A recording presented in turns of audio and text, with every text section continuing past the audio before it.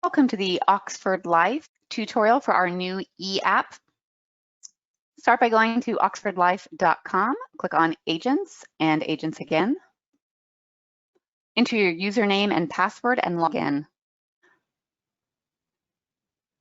At the top, select My Tools and then e-app and Assurance.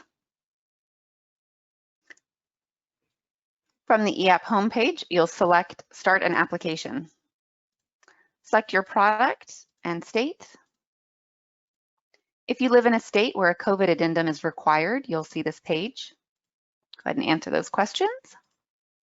Next, you'll complete the information for your proposed insured. Remember to use only a legal name, no nicknames. So our client today is Elizabeth Ward.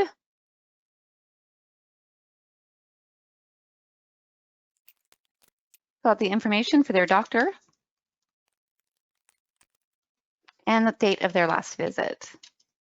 If they know their patient ID, go ahead and enter that now. Into their street address. If they have an alternative mailing address, such as a P.O. box, select the checkbox at the top and fill out the additional fields. If your client has an email address, go ahead and enter that.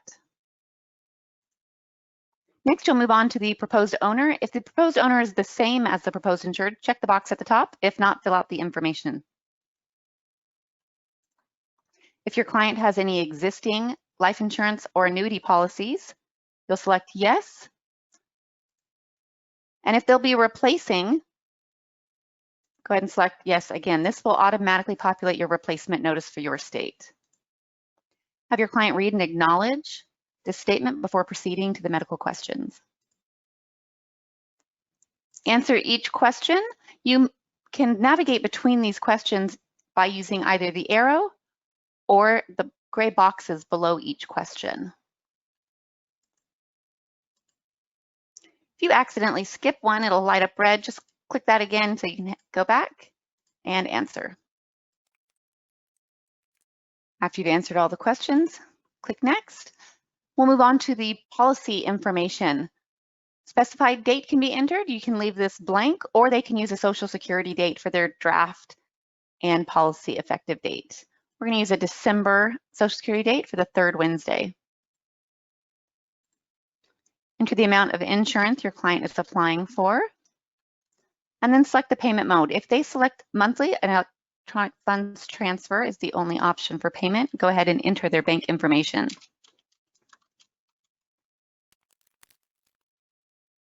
Their estimated premium will populate in the box below. If they'd like to receive their policy through the client portal, click that first button and make sure that their email address is entered correctly. The next page is for our payer information. If your owner is the same as the payer, go ahead and check that first box. If they have a secondary addressee where they would like any late payment notices or policy lapse notices sent, you can fill in this page. On the next page is our beneficiary section. The first box, you'll select the beneficiary type, primary or contingent, and fill in their information. Again, you're going to want to make sure that any information filled in on this page is a legal name, not nicknames. You'll click the Save button. If you have a contingent beneficiary, you can do the exact same process, or if you've got more than one in either class, just make sure that those percentages for each class are totaling 100. If you leave this section blank, it will populate as the estate. Have your client read and acknowledge the stranger-owned life insurance. And then if they're using a medical power of attorney for the medical questions, they will need to fill out a power of attorney certification. Have your client read the representations and acknowledgements. And then as a producer, you will need to answer the questions about replacements. Make sure that these answers match what your client has entered in the application. On our review page, you can go ahead and press this plus button here at the bottom to enlarge that.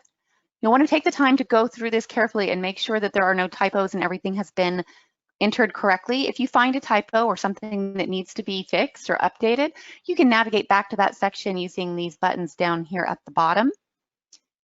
and use the arrows to go through the application and carefully review it. Once you're satisfied that everything has been filled out correctly, you'll proceed to replacement forms.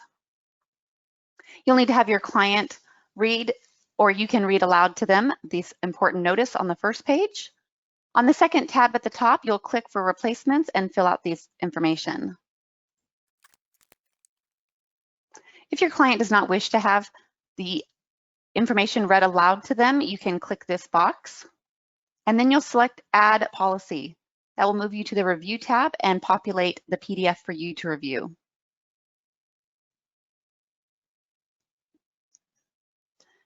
Once you're satisfied that everything has been filled out correctly, go ahead and click the Continue to Signage. Once you click this button, you will get this notification that this is going to lock the application and no further changes can be made after selecting Continue to Signage. From here, all of our signing parties are going to sign right here, either on the screen, or you can select to email it to your client if they would like to sign it at a later time. If they're present with you and ready to sign, click the Sign button, and then have them go through, read and acknowledge each of these links. Again, they can use the plus and minus to enlarge the page and to scroll through each. And then they will sign and submit. First, enter the city where they're signing the application. And if you're doing this on a tablet or a phone or a laptop with a touch screen, they can just use their finger and sign directly on the screen. Once you click the Sign, you'll get a confirmation that the signature has been applied. Click the OK. You'll get an option here to download the application forms. At this point, they will only have Elizabeth's signature. If there are more than one party signing, a separate owner or a separate payer, and they'd like to have an application with all signatures, just continue to signing ceremony, and at the end, you will have an opportunity to download the completed form. Now, as the agent, you'll sign. Once again, you will also go through and agree to each. Check the box that you have read and acknowledged the producer attestation, and make sure that you enter your agent name exactly as it is listed on your contract. You'll want to make sure that you are using the correct producer number and not your MedSup number that would start with the X. You will get an error that it cannot apply the signature. And once again, click the Sign, and you'll get that notification that it has been applied. Now at this point, you can download this and all signatures will be applied, or you can just continue to the signing ceremony. You will also be able to download this completed packet from your agent dashboard. Now we see that there's nobody left to sign and the awaiting signatures. All parties have signed. We're going to go up to our application dashboard. And we see here in our incomplete application tab, we've got one that we've started for David Peterson, who has a required state specific form. This was an application filled out in the state of Pennsylvania. If you live in a state with a required state specific form, you will have these automatically populate for you here. In our pending signatures tab, we've got a client who has completed the application and has not yet signed it. If we wanted to start that signing ceremony, we would just click here. And then we'll go to our completed applications, where we'll see that our application for Elizabeth has been completed and is only waiting for the InstaWrite. We're going to go ahead and click on that. That'll take us right into InstaWrite. We'll fill out this information. Once again, make sure that you are entering their legal information and that everything matches up. If you have a typo in here, if you've left something out of their address, it will generate an error as the system won't be able to validate their information. You'll need to read and agree to the terms, check the box, make sure everything is in there correctly, and then request the assessment. You'll get this notice that'll come up. It takes 30 seconds to a minute.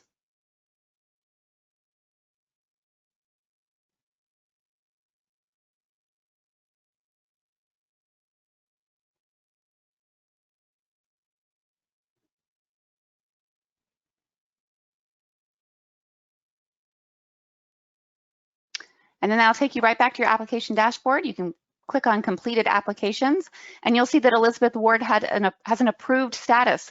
You've done everything. This has been submitted to new business, and you are ready to go. Thank you so much for joining us today. If you have any questions, feel free to click the chat button at the top or reach out to Agent Services with any questions.